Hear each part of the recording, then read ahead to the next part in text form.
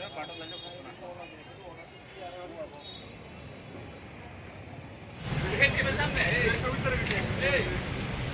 Case में इकट्ठा हुआ है। इधर पिछले 2 महीने में जो चोरी का केसेस है इसमें हम लोग बहुत सारा रिकवरी किया है।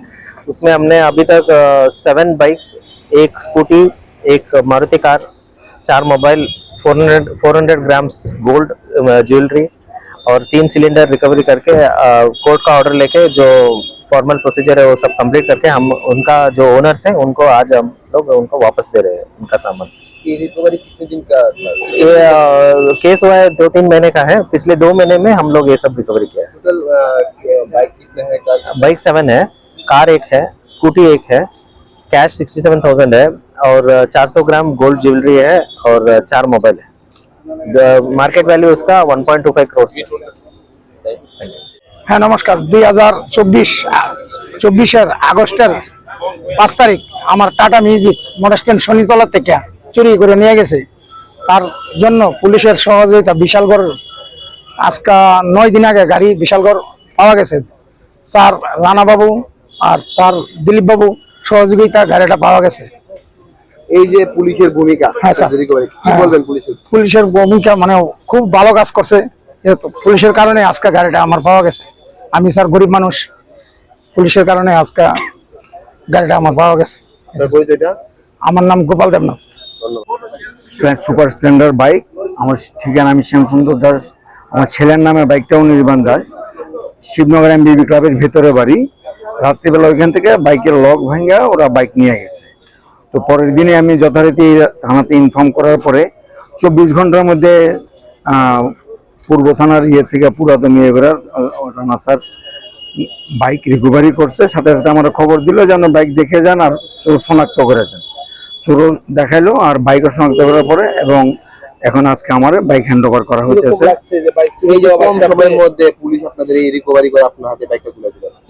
এটা তো অকল্পনীয় যে এই টাইমের মধ্যে বাইক যে ফিরে পাবো এটা আমার চিন্তার মধ্যে ছিল না বাইক পাওয়া যাবে কিনা।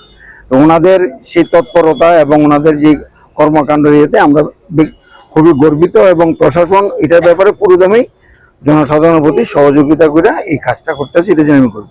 কিছু লোক এখনো বলছে পুলিশ নিয়ে মানে বিভিন্ন মন্তব্য করছে। আপনার এটা এক একজনের চিন্তা ভাবনা, সে তার কথা বলবে। এখন আমি যদি বাইকটা না পাতাম তো আমি চিন্তা করবো হয়তো প্রশাসন সেইভাবে কাজ করেনি। সবসময় না পাওয়ার পিছনে নেগেটিভ থিঙ্কিং থাকবে আর পজিটিভ থিঙ্কিং থাকলে ট্রাই টু বেস্ট কতটা আগে যাওয়া যায়। ওনার প্রশাসনের সাথে লেগে থাকলে এটা সুফল পাওয়া যায়। একটু ধৈর্য ধরতে হবে। আজকে হয়তো আমারটা পেলাম না, কিন্তু ধৈর্য ধরলে কিছুদিনের মধ্যে এটা রিকভারি হবেই। প্রশাসনের মধ্যে আমাদের পুরোপুরি আস্থা আছে। ধন্যবাদ। পালসার বাইক হারানো গেছে, চুরি হয়েছে আর কি। সেটা আমি 2 দিনের মধ্যে খবরটা পেয়েছি। মানে আমি এফআইআর করার পরে আগের দিন করেছি, পরের দিন আমাকে রানীবাজার থানার ওসি শশাঙ্ক দাস উনি আমাকে খবরটা দিয়েছেন আপনার বাইক পাওয়া গেছে পূর্ব থানায়। তো পুলিশ প্রশাসনের আরক্ষা দপ্তরের এইরকম মানে দ্রুত 2 দিনের মধ্যে আমি পাওয়াতে আমি অত্যন্ত আনন্দিত, খুশি এবং আমি পুলিশের তাদের মানে কাজের জন্য আমি গর্ববোধ করি, অহংকার বোধ করি। ওনাদের মাধ্যমে আমরা ত্রিপুরাতে সুরক্ষিত। আমি পূর্ব থানার ওসি রানা চ্যাটার্জি মহোদয়কে ধন্যবাদ জানাই এবং দিলীপ দেববর্মা উনি আমাকে এখানে রেসায় সহযোগিতা করেছেন। আমি অত্যন্ত খুশি আমার বাইকটা 2 দিনের মধ্যে আমি ফেরত পাওয়ার জন্য। ধন্যবাদ। অনেকের মধ্যে একটা মনোভাব রয়েছে যে পুলিশ নিয়ে, ঠিক আছে, বুঝিনি অনেকের মধ্যে পুলিশ নিয়ে একটা না পুলিশ নিয়ে অনেকের ধারণা আছে যারা সফলতা পায়নি এই সংখ্যাটা কম।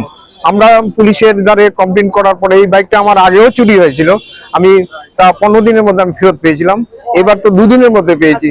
পুলিশ মাসে পূজার কয়েকদিন আগে একটা মেয়ে ঘরে এসেছিল, তা আমাকে বললো যে মাসি আমার একটু টাকা হলো তো, আমি এমন ঘটনা তো টাকা হলো তো আমি বলি কোত্থেকে দেবো তোকে, টাকা নেই, যা এখন যা। কতক্ষণ পরে আমি ঘরে ঘুরে দেখি আমার মোবাইলটা নেই। তো ওরা ধরলাম, ও আবার আমার হুমকি দিয়ে কয় আমার নামে বদনাম, আমার ঘর তোর ভাঙচুর করে ও গেছে গিয়া। আমি ওই কাঁদতে কাঁদতে আমাদের গোলবাজার থানায় আমি এন্ট্রি দিলাম। তো গোলবাজার থানায় এন্ট্রি দেওয়ার পরে কইছে মাসি কোন যেই বিক্রি করো, বিক্রি করলে যেদিন বিক্রি করে এরপরে ব্যবহার করতে গেলে আমরা পাবো।